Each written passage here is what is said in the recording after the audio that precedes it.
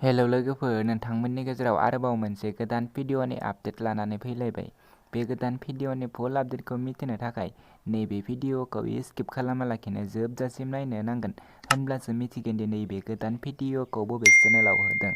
लोगोफोर, नोंथांमोना नैबे आंनि बर' इउटुब चेनेलाव गोदानब्ला चेनेलखौ साबस्क्राइब खालामनानै गालां आरो भिडिअखौबो लाइक, शेयार, कमेन्ट खालामनानै होदो। बिदिब्ला लोगोफोर, फैदो दिनैनि बे गोदान भिडिअनि सायाव। दिनैनि बे गोदान भिडिअनि टाइटेलानो जादों खोमसि जिउ। बियो मोनसे बड' ट्रेजेडिक शर्ट मुभि। लोगोफोर, नैबे गोदान भिडिअआ फैगासिनो दङ।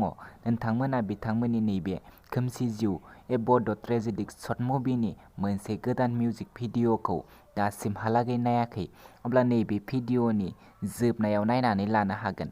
आं बिथांमोननि बे इउटुब चेनेलखौ लास्टआव स्क्रिनाव बुंनानै होगोन।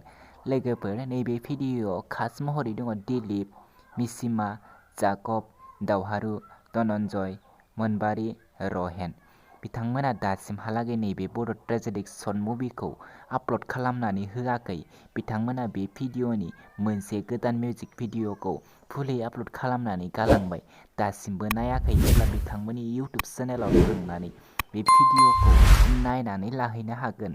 बे भिडिअनि डिरेक्सन आरो स्क्रिप्टआनो जादों दिलीप स्वर्गियारि।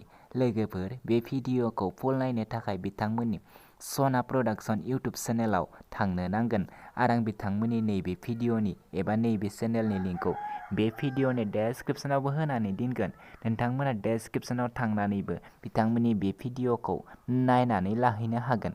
आरो चेनेलखौ दासिमबो साबस्क्राइब खालामाखै, अब्ला बिथांमोननि इउटुब चेनेलखौ साबस्क्राइब खालामनानै होदो, भिडिअखौबो लाइक, शेयार, कमेन्ट खालामनानै होदो।